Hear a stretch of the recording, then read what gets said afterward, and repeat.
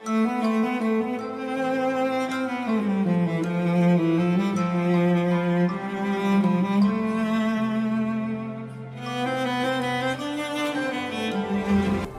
የዛኔ እኔንና ልጄን እየጎዳሽን ሳለ በጣም ጤነኛና ደህና ሁኔታ ላይ ነበርሽ አይደል?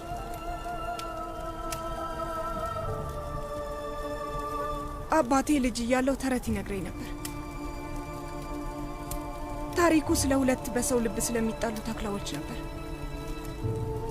አንደኛው ተኩላ ጨለማን ሲወክል፣ ሌላኛው ተኩላ ደግሞ ብርሃንን፣ ተስፋንና ሰላምን፣ ህይወትን ይወክላል።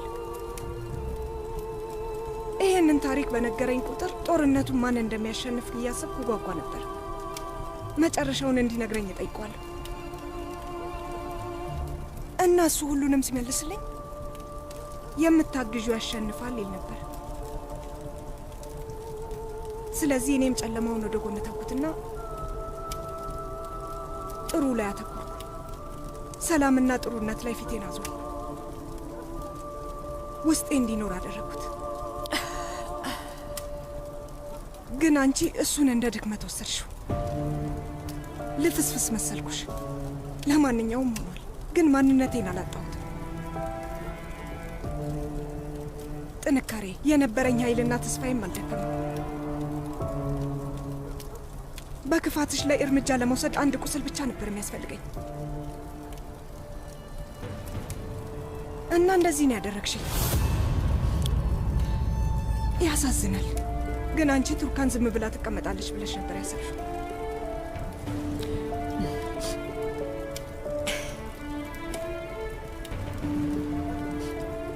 ምን ልታደርጊኝ ነው ቱርካን?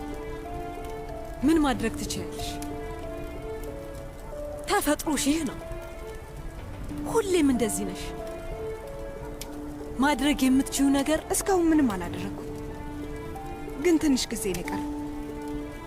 በቅርቡ እኩል እንሆናለን። እኩል እንሆናለን ያልሽው? ቆይ ከኔ ምንድን ነው የምትፈልጊው?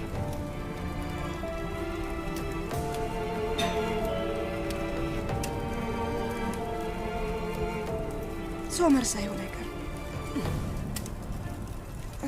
እዚሁ ቆይና ህይወትሽ በእሳት ሲነድ ተመልከችው።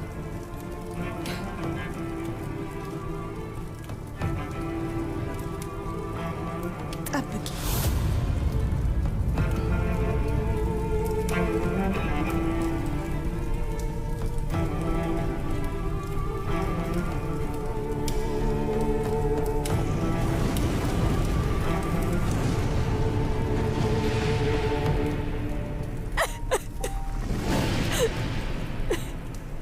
እንዴት ነህ? አየር ስታገኝ ቀለል አለ?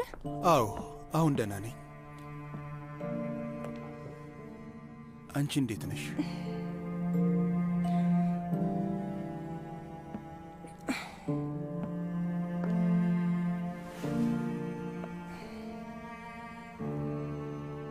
ያደረገችውን ነገር እንድታምን ለማድረግ ምን ያህል መሞከር እንዳለብኝ አላውቅም። ቢያስፈራኝም እንኳን ተስፋ አልቆርጥም። ቱርካን ግን መቼም ቢሆን አታምንልሽም። ታውቂያለሽ አይደል? ታምናለች ሶመር። ካለበለዚያ ይሄ ውስጥ ያለው ስቃይ መቼም አያቆም። በሰላም መተንፈስ አልችልም።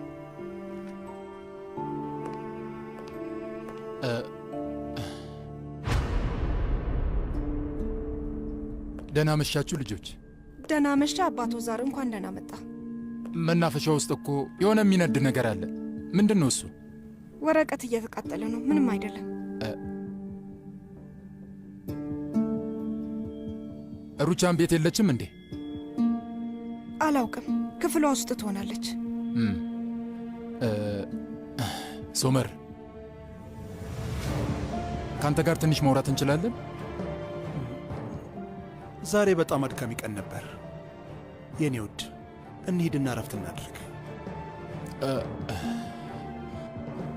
ይቻላል።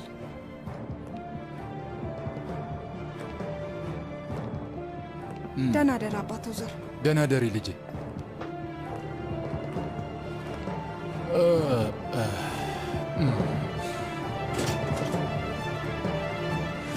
እንዴት አመሻ አቶ ሂክመት? እንዴት አመሸሽ? አቤት። ና እንጂ ልጄ፣ ሂክመት ማን የመጣው?